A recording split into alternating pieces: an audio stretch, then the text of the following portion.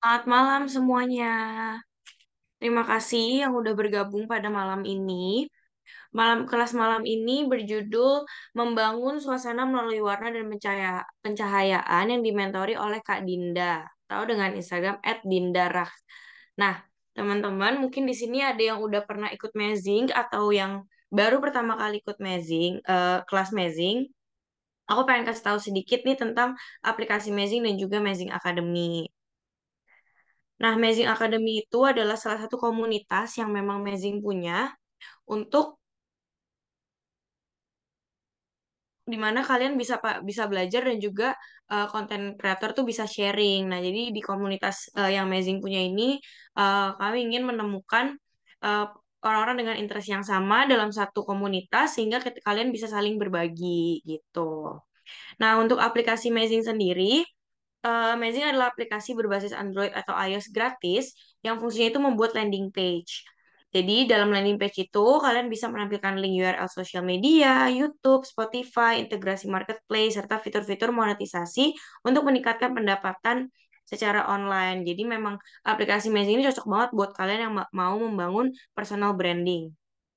Nah, ini contoh di dalam aplikasinya nih. Nah, beberapa fitur kelebihan dari aplikasi Mazing juga ada di fitur analytics-nya, di mana kalian bisa nge-track traffic dari link kalian gitu.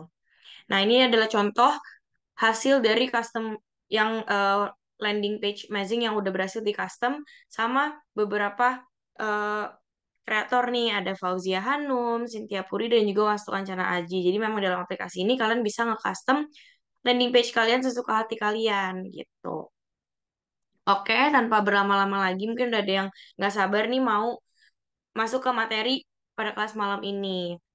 Waktu dan tempat aku langsung persilakan ke Kak Dinda. Selamat malam Kak Dinda.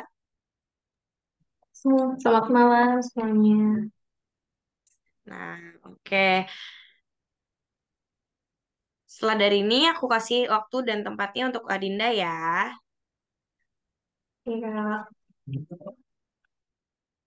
Ya, bisa share screen.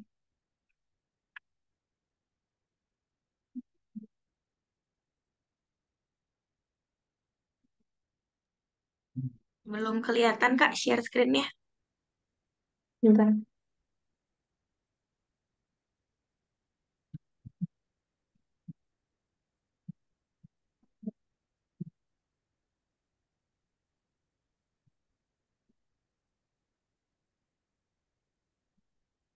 Oke, udah kelihatan belum? Oke, teman-teman, suara dan juga share screen-nya Kak Dinda terlihat jelas. Suaranya juga terlihat jelas. Boleh di komen jelas mungkin kalau udah aman. Oke, thank you teman-teman. Dah aman Kak, boleh dilanjutkan? Oke,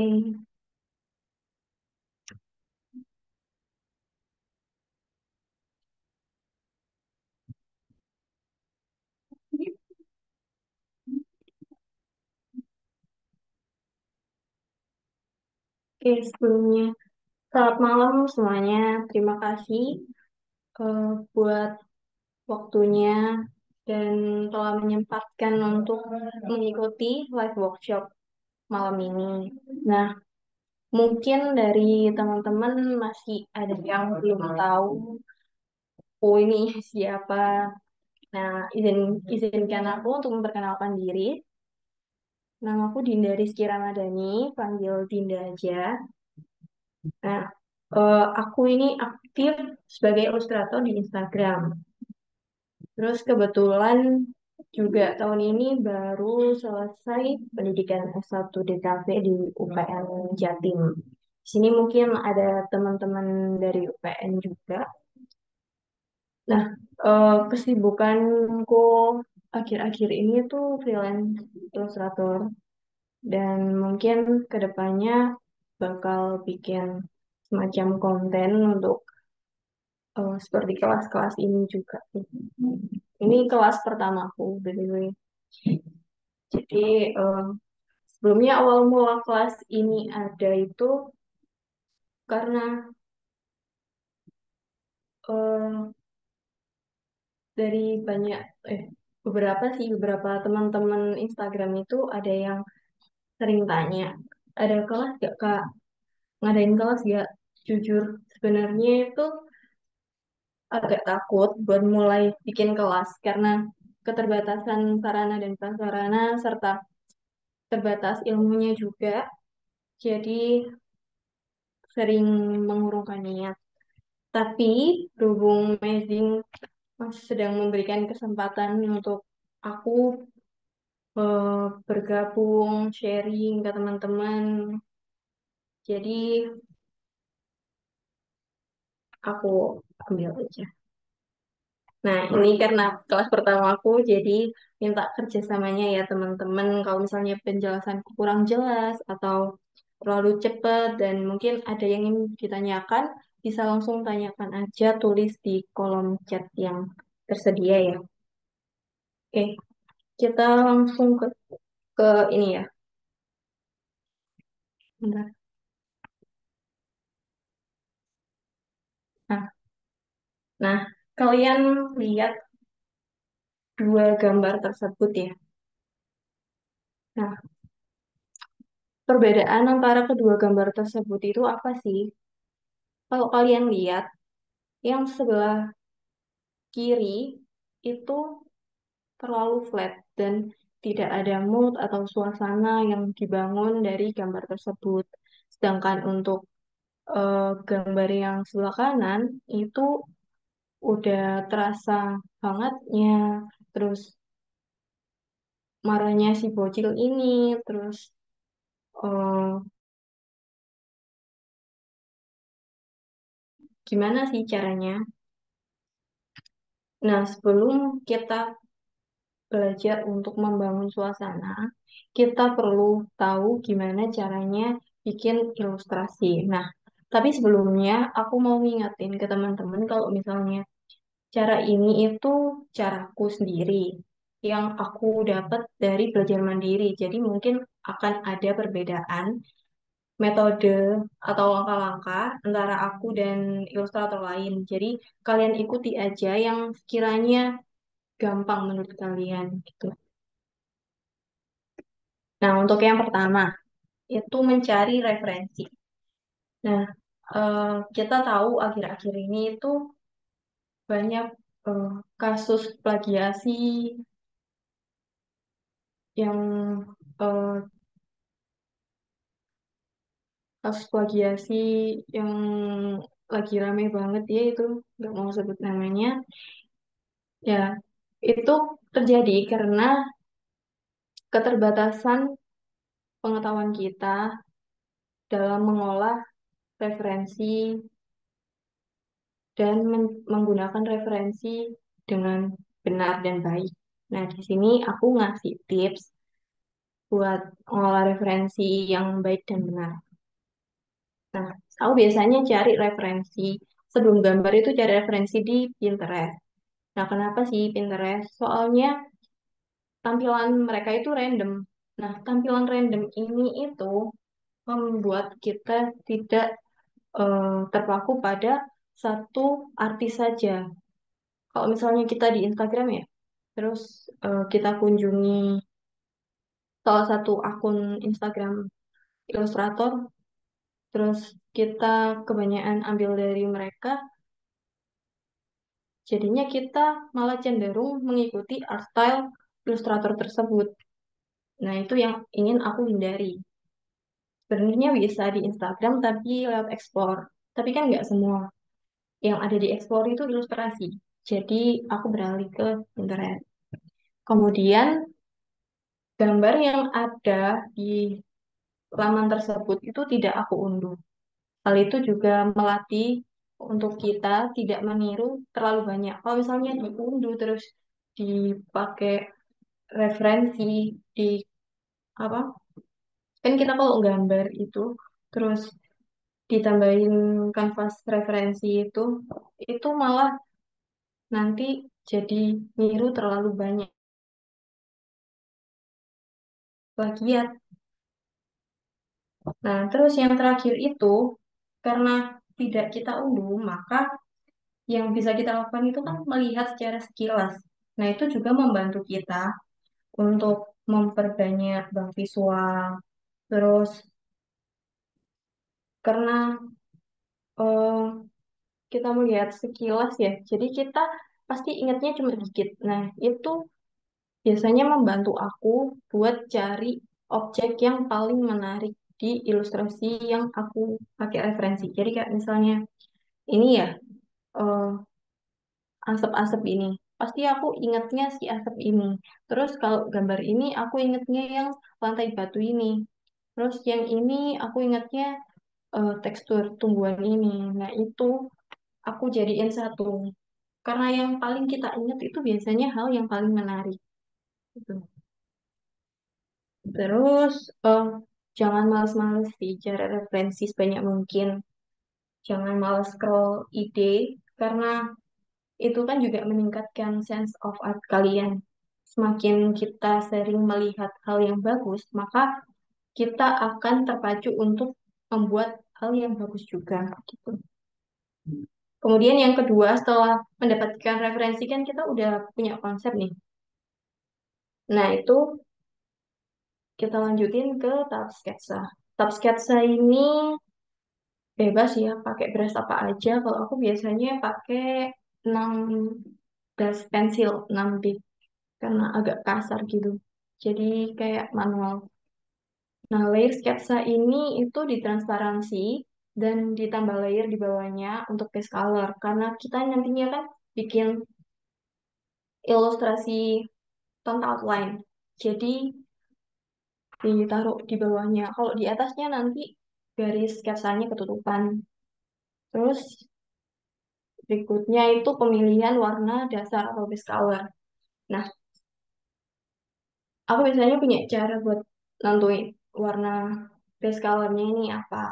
Yang kita itu harus udah tahu warna yang mau dipakai itu apa nantinya. Kalau misalnya eh, si kulit ini warnanya itu pengennya krem agak orange atau krem agak coklat.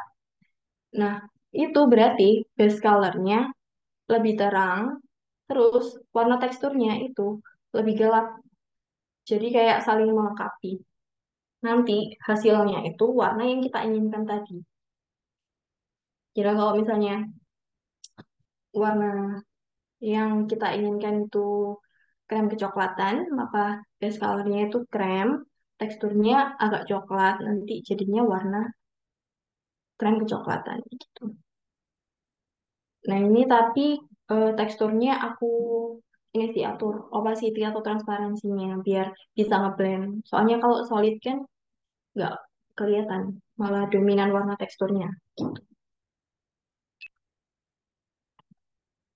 Nah, sebelum menambahkan tekstur, kita itu eh, nah kalau di Photoshop itu cara kuncinya itu ada di ini ya, lock gitu. Kalau di Procreate tinggal awal lock terus. Nah, setelah dikunci, bidang yang polos tadi itu ditimpa sama tekstur. Nah, tekstur brush ini aku milihnya sebenarnya nggak ada ketentuan yang gimana-gimana. Cuma harus memilih tekstur sesuai sifat benda. Kalau misalnya rambut, aku berusaha aja yang sekiranya mirip sama helaian rambut. Nah, itu bisa aku dapetin dengan memakai brush akrilik ini. Kemudian kalau aku bikin tembok itu kan ada apa tekstur agak kasar-kasarnya itu bisa aku pakai brush cover kalau enggak yang curawung ini. Kalau tumbuhan bebas sih. Nah, sebenarnya tekstur ini bisa lebih dari satu. Kalau aku sih biasanya lebih dari satu gunanya. Jadi biasanya akrilik terus tak timpa pakai pensil, ditimpa lagi gitu.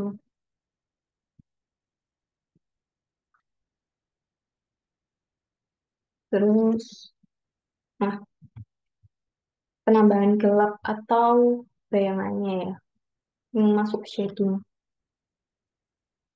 Nah, untuk ini itu kita tambah layer baru di atas layer base color tadi. Terus kita atur jadi multiply atau berganda. Kita sesuaiin opacity atau transparansinya mau seberapa gelap. Brush yang digunakan juga bebas, terserah kalian. Terus penambahan terang ini juga sama, cara pemakaiannya sama. Ini nanti shading sama pemilihan warna atau tekstur aku jelasin lagi di tahap berikutnya. Nah, penambahan terang ini layernya itu di setting add atau tambahkan kalau di Procreate. Kalau di Photoshop itu add-nya itu beda. Jadi aku biasanya pakai overlay. Nah, setelah di setting, itu usapkan warna sesuai arah datangnya cahaya. Aku biasanya pakai warna kuning agak putih kayak gini, kayak pastel. Tapi sesuaiin juga warna cahayanya itu apa. Kalau misalnya dari jendela yang berwarna merah, berarti kan cahaya yang datang, cahaya yang masuk, yang kena kita itu kan warnanya agak merah. Jadi gunakan warna tersebut. Brush yang digunakan juga disesuaikan aja dengan penyebaran cahaya. Jika soft, kalau soft nggak lampu langsung di atas kita, berarti kan nggak terlalu solid warnanya gitu. Nah, selanjutnya ini cara pemilihan warna dan tekstur. Tadi kan cara pemakainya, ini cara pemilihannya. Nah, sebelum kita memilih warna itu, biasanya aku tentukan latar waktu atau suasana di dalam gambar itu mau dibikin seperti apa. Kalau misalnya pengen suasananya sedih, terus amarah, kecemburuan, itu biasanya aku pakai temperatur warna yang dingin. Nah, temperatur warna yang dingin ini itu meliputi warna hijau sampai violet ini. Bisa kalian lihat ya. Nah, terus kalau misalnya mau suasana yang riang, gembira, sukacita, perayaan, itu bisa pakai temperatur yang hangat atau yang dominan itu warna kuning sampai warna red violet ini. Pokoknya yang ada percampuran warna merah dan kuning. Nah, selanjutnya, kalau misalnya kalian kesulitan mencari warna sesuai temperatur, bisa apa? Ditambahin layer atasnya. Itu bisa di blok aja pakai warna kuning atau biru. Kalau misalnya pengen anget warnanya kuning, kalau misalnya dingin ya biru. Terus di multiply, di transparansi. Nanti mau segimana kuningnya. Nah, kalau misalnya kalian kebiasaan pakai ini ya, kalau aku sih ya, itu jadinya meningkatkan cara aku memilih warna. Kalau aku kebiasaan lihat warna yang kuning-kuning gini, nanti kalau milih warna hijau, itu nggak hijau pure. Jadinya hijau ketambahan kuning, terus biru ketambahan kuning gitu. Nanti lama-lama kita tanpa bantuan si layer ini, itu bisa ngepick color sendiri.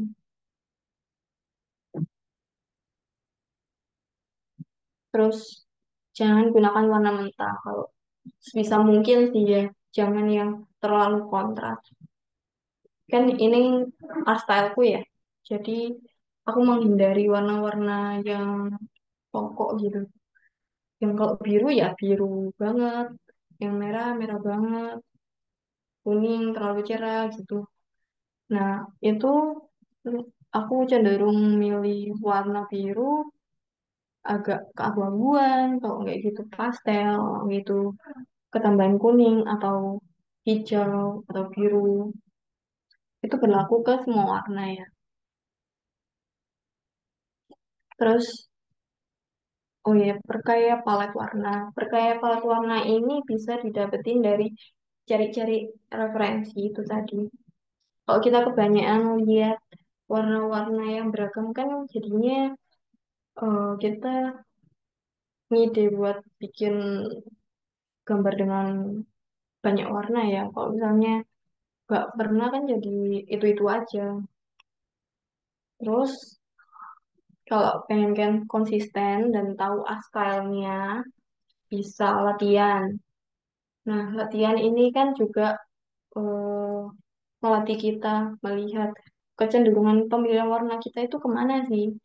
Kan style itu selain bentuk kan juga ada warna ya, ciri khas warna. Itu bisa kalian dapetin dengan latihan. Terus setelah pemilihan warna, kita pemilihan tekstur. Nah, tekstur brush ini biasanya aku manfaatin buat ngisi objek yang luas atau kosong. Nah, bisa kalian lihat ya di area tembok ini, tadinya itu polos cuma gitu aja. Kalau ditambahin shading pun kayak cuma sedikit ngisinya. Nah, aku tipe ilustrator yang nggak suka terlalu kosong. Jadi aku manfaatin tekstur brush buat ngisi apa si temboknya itu. Kan jadinya juga lebih hidup si tembok ini, lebih relate sama kehidupan kita yang temboknya nggak mulus-mulus banget. Nah itu kita juga ini sih bisa sering-sering observasi di sekitar biar apa gambar kita itu bisa dirasakan semua orang, relate gitu. Itu kan eh, datangnya dari pengalaman, dari apa yang kita lihat biasanya. Terus ini teksturnya itu nggak solid kayak yang tadi ya. Diatur transparansinya. Soalnya biar nyatu. Kalau ngeblok kayak gini jadinya 100%. Kalau diatur jadinya lebih ngeblend tapi masih ada teksturnya gitu. Tapi tergantung teman-teman sih maunya gambarnya finishnya jadi kayak gimana. Kalau emang suka yang macam kayak gini ya nggak apa-apa.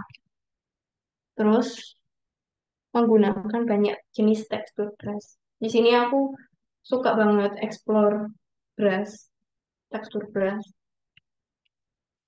Jadi bisa kayak awan, langit ini terdiri dari dua brush sebenarnya. Satunya lupa namanya apa. Nah, terus di ini tumbuhan ini juga kadang aku pakai banyak brush. Semuanya banyak sih, nggak cuma satu. Itu kan juga biar kalau misalnya brushnya sama semua ya, yang dipakai di rambut sama, yang dipakai di kulit sama, yang dipakai di latar kita sama, itu apa bedanya sama ilustrasi flat yang awal tadi gitu. Jadi ini tuh membantu buat teman-teman ngerasain tekstur dari apa yang kita gambar itu gimana. Terus, nah berikutnya tahap pembuatan efek cahaya untuk membangun suasana. Nah, penataan cahaya ini dibagi jadi dua ya, penataan gelap sama terang. Nah, aku biasanya dapat referensi penataan cahaya itu dari lihat film sama observasi sekitar. Dari lihat film itu kita jadi tahu layout ilustrasi yang menarik itu gimana. Yang depannya blur atau yang belakangnya blur atau yang fish eye gitu. Terus penataan cahaya juga itu terinspirasi dari film-film bisa. Terus mood warnanya. Kan kalau film ada mood warna ya. Terus biru yang dingin gitu. Kalau film keluarga hangat. Itu kita adaptasi ke ilustrasi juga. Terus observasi sekitar ini lebih ke sifat cahayanya itu gimana. Kalau misalnya lewat jendela itu penyebarannya gimana. Terus kalau maghrib itu warna cahayanya gimana. Jatuhnya cahayanya itu gimana juga. Kalau di sini berarti bayangannya gimana di sini, di sini, di sini. Kalau dari depan berarti yang belakang yang gelap dan sebaliknya gitu. Terus berikutnya hindari bayangan dengan warna hitam. Ini itu sebenarnya cuma buat biar nggak monoton. Bayangan pakai warna hitam terus. Nah itu diganti pakai warna biru sama merah agak kecoklatan kalau aku. Warna biru ini aku pakai kalau malam. Terus kalau yang ini warna merah kecoklatan ini aku pakai pagi sampai sore. Karena kan cahaya mataharinya masih ada ya. Jadi agak kuning-kuning merah gitu.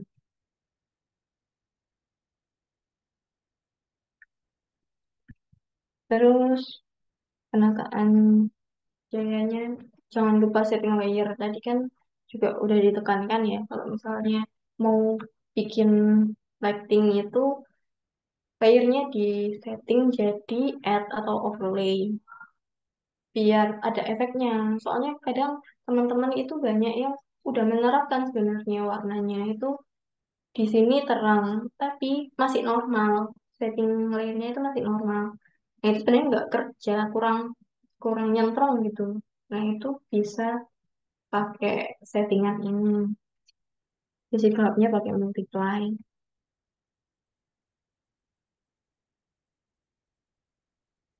Sesuaikan dengan warna cahaya yang datang juga. Kayak yang tadi. Kalau sore agak ke maghrib berarti kan warnanya nggak yang terang banget, yang kuning pastel gitu. Pasti agak oranye-oranye pink. Jadi disesuaikan. Terus, nah, solid atau tidaknya ini tergantung jauh dekatnya sumber cahaya. Kalau cahayanya menyebar, pakai brush yang mudah di blend seperti airbrush atau akrilik. Kalau misalnya yang menyorot kayak lampu atau senter, itu pakai round brush aja udah cukup sih. Kalau nggak pensil atau ada kayak akrilik cuma padat, bisa pakai itu. Nah, dia sih teman-teman ini apa? Aku mau nampilin proses video proses gambar sama kalian. Mungkin ada teman-teman yang mau bertanya.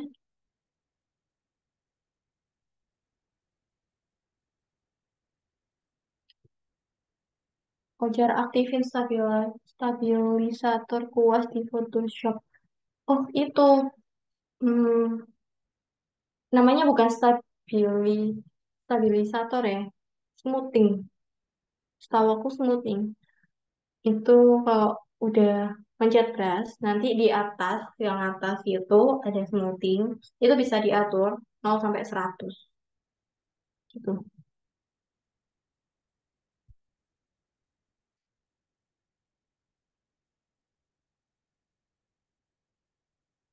Aku aplikasi gambarnya pakai yang awal-awal banget.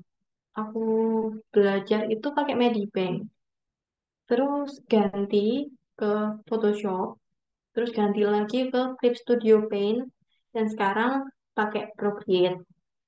Sebenarnya aku milih software itu sesuai kemampuan aku ya. Dulu kan belum suka aplikasi yang terlalu kompleks. Jadi aku pakai Medibank. Dia itu gampang banget di Photoshop itu sama hampir sama kayak Clip Studio Paint. Cuma agak lengkap sedikit Clip Studio Paint. Kalau di Procreate itu keterbatasannya layer ya, jadi agak susah.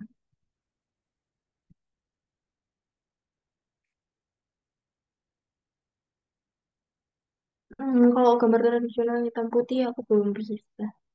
Ya bisa sih, cuma kurang. Ya nanti aku praktikin gambarnya habis ini.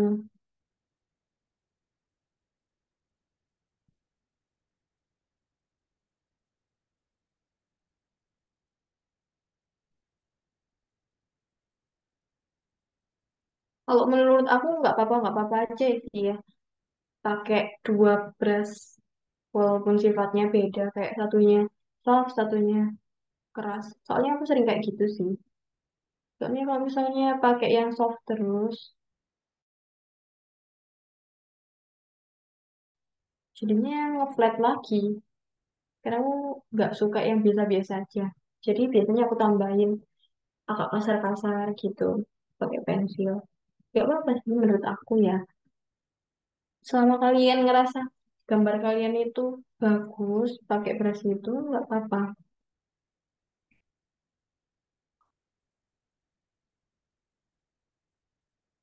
Pemakaian brush aku banyak. Nggak bisa pakai itu-itu aja. Pasti aku nanti explore lagi yang baru-baru.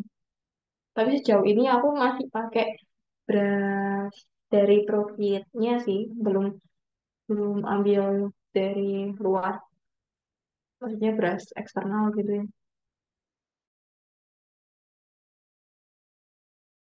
Rata-rata sifat brush yang aku pakai itu yang bisa dipakai buat benda-benda kayak tembok, kayak kasar-kasar, sama kalau yang terlalu ngeblend-ngeblend kayak watercolor itu aku nggak pakai sih.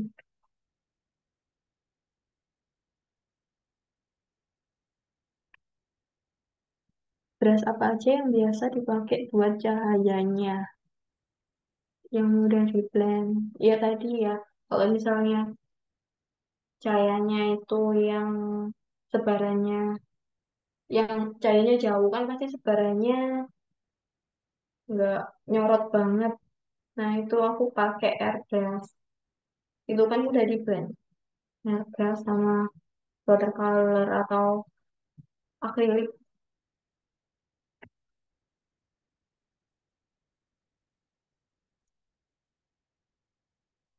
Kalau aku dulu itu brushnya dapat dari ini apa dari web sih. Aku cari-cari gitu yang free. Terus kalau CSP itu juga ada yang free. Kalau yang Procreate ini aku masih pakai brushing dari aplikasinya.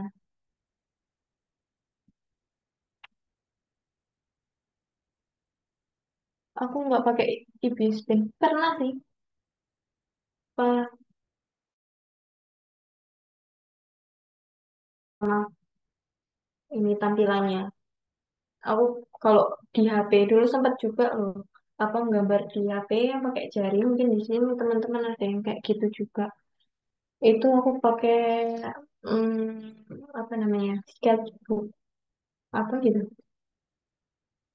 Itu hampir sama sih kayak Ibispen.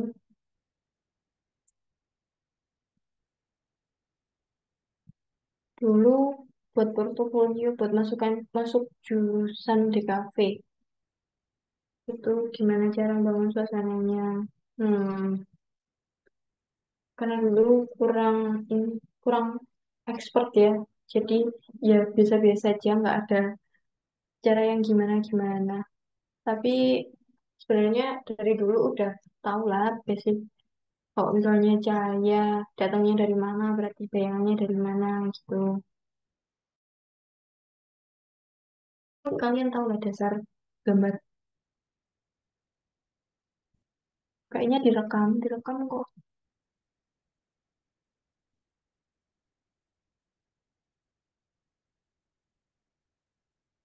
Cara nentuin art style sendiri. Soalnya nyoba banyak art style orang lain jadi bingung nentuin art style sendiri. Nah, sebenarnya aku pernah loh di tahap kayak gitu, di fase kayak gitu. Art style-nya itu sering berubah-ubah. Soalnya lihat ilustrator ini jadi pengen bikin kayak beliau gitu. Lihat bagus dikit jadi pengen juga. Nah, itu aku ngakalinnya dengan ini sih. Aku kan suka scroll Pinterest ya, ide-ide itu. Nah, kumpulin gambar yang aku kumpulin itu cenderung bentuknya kayak gimana, terus warnanya yang kayak gimana. Nah, dari kecenderungan itu aku jadiin satu, terus aku coba gambar kayak mood board yang udah aku kumpulin tadi. Itu sih sama sih kayak pemilihan warna. Kita itu harus sering latihan biar tahu cenderungnya itu kemana gitu sih. Kadang kita pakai asal orang lain juga nggak nyaman kan. Pokoknya apa yang kalian gambar, kayak misalnya bentuk bikin orang ya. Terus orang itu bentuknya selalu kayak gitu-gitu aja, tanpa nyontek ya. Bentuknya itu selalu kayak gitu-gitu aja. Ya berarti bentukan asal kalian ya kayak gitu. Terus ini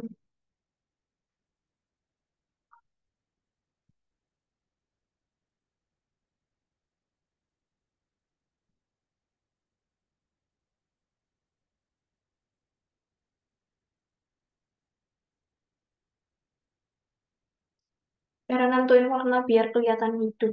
Hmm, pokoknya aku nggak hanya pakai satu warna ya. Warna misalnya kayak hijau ya, tumbuhan hijau yang nggak pakai warna hijau yang itu aja.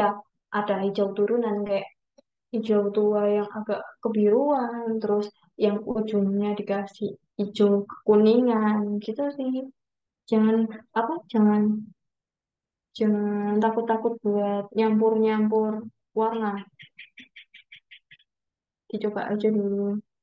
Terus permainan gelap terang kayak tadi itu juga bikin hidup sama tekstur juga kayak yang tadi aku jelasin ya. Gak pernah pakai Adobe Illustration. Kemudian mana sama Photoshop? Jujur aku gak bisa pakai, bisa sih, cuma nggak terlalu bisa. Aku kalau gambar itu lebih milih Photoshop karena aku kan suka mainin brush sama tekstur. Nah itu kan nggak kita dapetin di Adobe Illustration. Ya ada, cuma kan terbatas gitu, nggak bisa yang terlalu.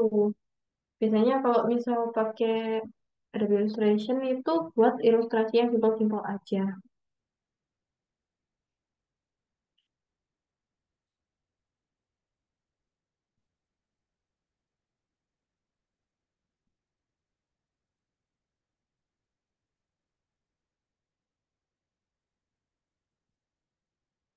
Ada aturan mana dulu nggak yang diwarnain apa karakternya dulu? Oh, kalau urutan dalam mewarnai ya, itu aku biasanya kalau aku itu pasti karakternya kulit si kulitnya ini dulu, terus baru ke rambut, terus ke baju dan lain-lain. Nah itu per ini ya per bagian itu aku bedain layer, terus biar gampang apa settingnya nanti. Kalau terlalu banyak ya nanti di merge aja digabungkan baru kalian timpa pakai gelap terang.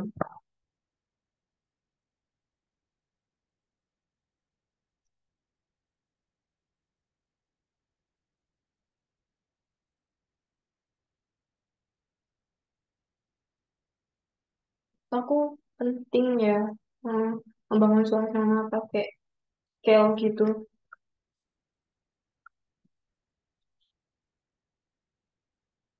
Apa ya? Itu apa aja namanya? Grey kan enggak grayscale. Itu hitam terus yang gradasi ke yang terang itu kan ya. Itu kan kita terapkan di pewarnaan sama lighting, shading. Perangkat yang aku pakai buat gambar, pen, tab laptop sama iPad. Kalau anatomi itu aku sendiri juga masih kurang di situ. Makanya aku nggak menyertakan gimana cara bikin anatomi yang bagus. Soalnya aku juga sering masih lihat-lihat referensi pose. Mungkin next time ada yang bikin kelas anatomi gitu.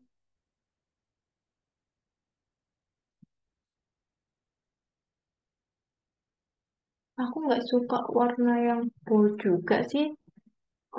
Pokoknya warnanya yang warm gitu, yang anget-anget. Tapi tergantung sih suasananya. Apa kalau misalnya di malam ya nggak mungkin aku pakai warna kuning juga. Pasti aku sesuaikan. Warnanya biru agak kuningan gitu.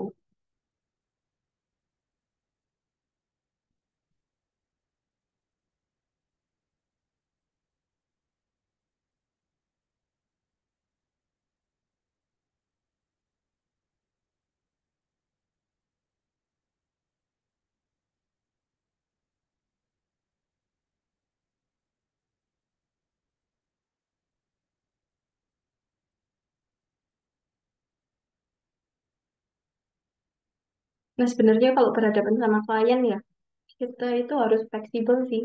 Aku juga kan baru baru kerja jadi freelance ilustrator. Jadi dari situ aku itu belajar kalau enggak semua orang itu suka sama art style. Jadi kan kita namanya kerja ya, kerja buat klien. Jadi ya mau nggak mau harus nurutin. Kalau aku sih gitu. Jadi kalau biasa ya tetap fleksibel tapi yang nggak menghilangkan ciri khas kita sendiri.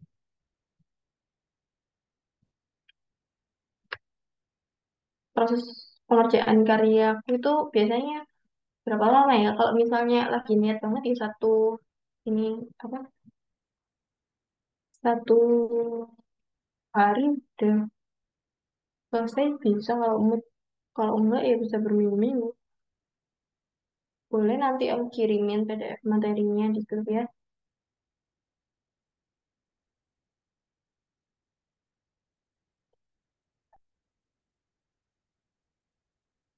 Teman-teman kalau misalnya masih ada pertanyaan bisa tanyain di grup aja ya. Soalnya ini aku sambil mau ngeliatin proses pembuatan ilustrasinya. Soalnya durasi. Bentar ya.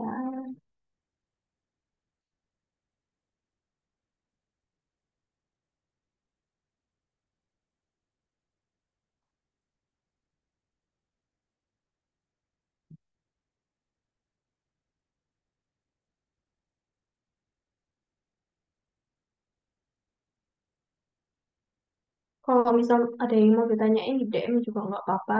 Atau di WA juga nggak apa-apa. Aku udah masuk grup kok. Gitu, yang Dinda FR itu bisa kalian tanyain itu juga nggak apa-apa.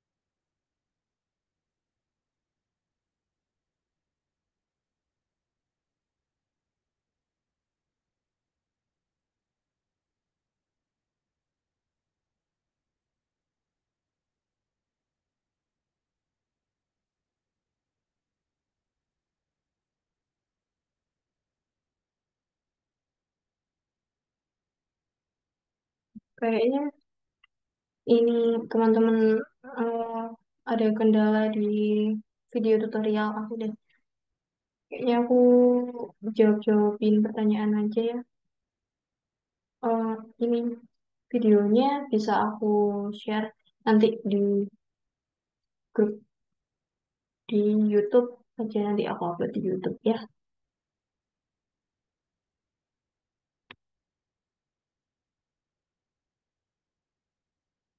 Nah,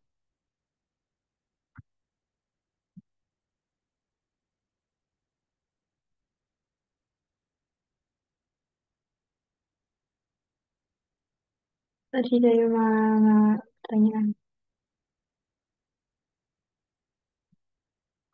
Oh,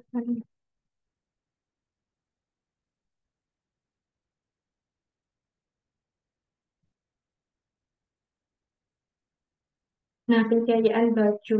Ini kita juga harus peka teman-teman sama bahan-bahan dalam gambar kita. Kalau misalnya pakai baju ya kan ada lipetannya.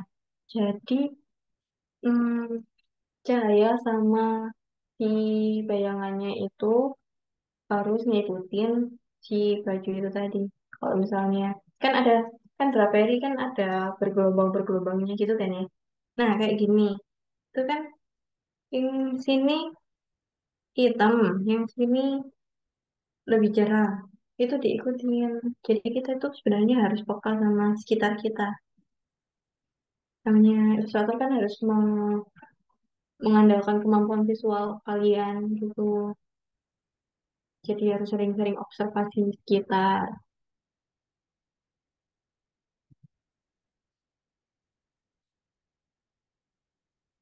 Nanti PPT-nya aku share juga.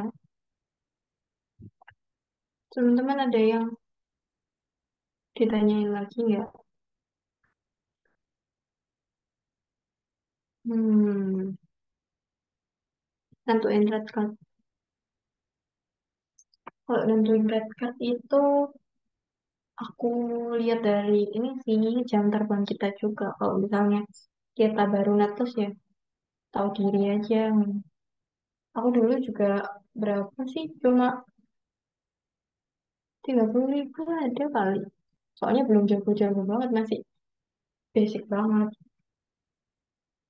Terus kalau misalnya sekarang kalian ngerasa udah terlalu banyak waktu yang dikerahkan untuk belajar, untuk beli media, untuk buat gambar, biar balik modal, itu kan kalian jangan atau harga yang di luar nalar ya, kayak eh, misal gambar kalian udah bagus, tapi jualnya cuma 50.000 gitu.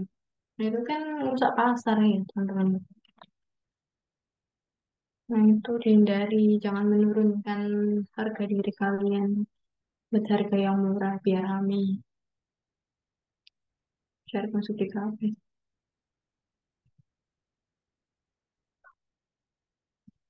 Ih, nggak tahu, belum tahu ya. Cara cari project biasanya di mana aja?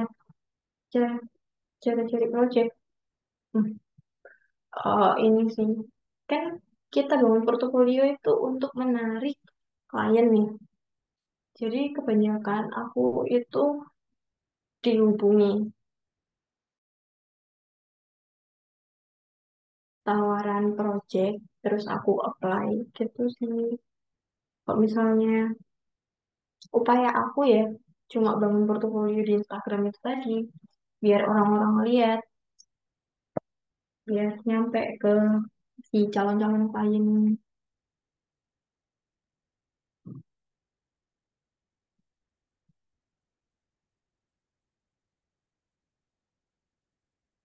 dari freelance. Ya mungkin kalian bisa manfaatin ini itu ya, apa, kayak Upwork dan lain-lain gitu. Tapi kalau Fiverr di boycott ya, tapi nggak tahu yang lainnya. Kalau yang lokal itu apa namanya, Fastwork, itu kalian bisa apply jadi freelance di sana. Kalau pengen coba cari-cari pengalaman. Atau bisa juga sih bangun aja portofolio di Instagram nanti siapa tahu klien datang sendiri kan.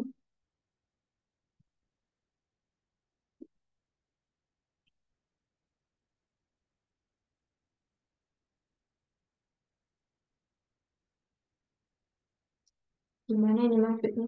Gambar mata tapi biar sama kanan kiri. Gak kelihatan aneh. Itu gimana ya? Ya dicoba terus sampai gak kelihatan aneh. Gimana lagi dong?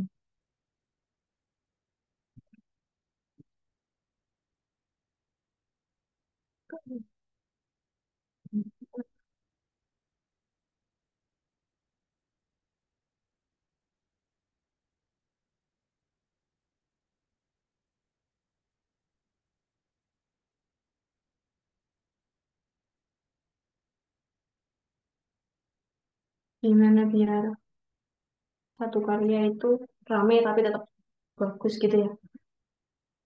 Karya rame tapi tetap bagus. Itu pinter-pinter kita ngolah perpaduan warna sama rame enggaknya sih. Sebenarnya rameku itu kadang terlalu banyak warna yang aku gunakan atau enggak gitu karena terlalu banyak tekstur brush yang aku pakai. Itu sih kadang yang bikin rame.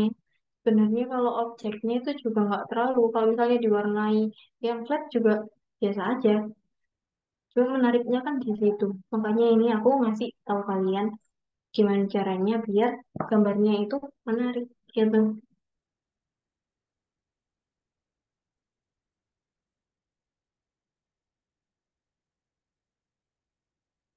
Cara biar gimana cara buat corak.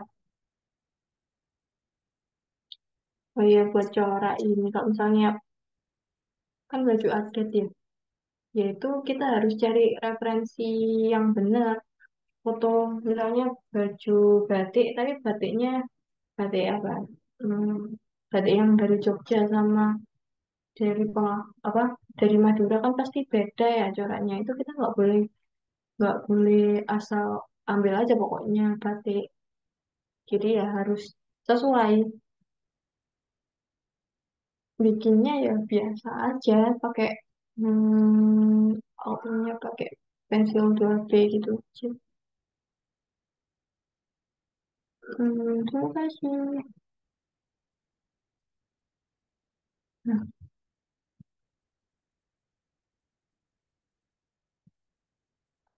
aku dari apa tadi?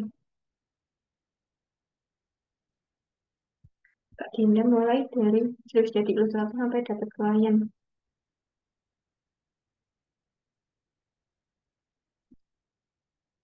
Ya, mungkin ini pertanyaan terakhir ya. Mulai serius jadi ilustrator sampai dapat klien. Eh, ya itu tadi aku coba bikin gambar sebisa aku sih sama latihan-latihan terus. Aku nggak kalau klien datang berarti kan gambar kita udah sesuai sama selera mereka. Berarti karya kita itu udah siap dipasarkan. Nah, itu goalsku. Kayak aku tetap bikin portofolio, bikin gambar terus, latihan gambar terus, sampai sesuai sama pasar, sesuai dengan keinginan orang-orang, dari respon mereka, dari komen-komen mereka, dan kan ada insight juga ya, itu bisa dilihat dari situ kenaikannya berapa di postingan tersebut. Itu sih yang bikin eh, tahu kita kapan harus meningkatkan skill kita, kapan kita harus tetap stabil gitu. Tapi kalau bisa sih terus berevaluasi.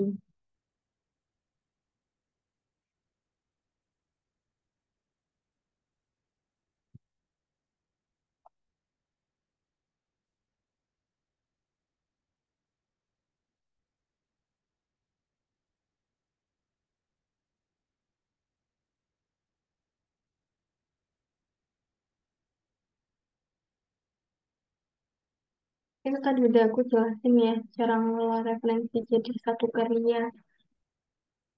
Oh, mau referensi biar gak ngikutin full.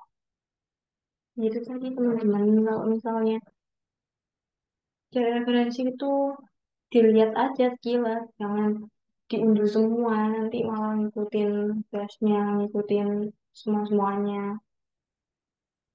Kalau bisa ya, seingat kalian itu apa? Ya kalian ingat itu pasti hal yang menarik buat kalian.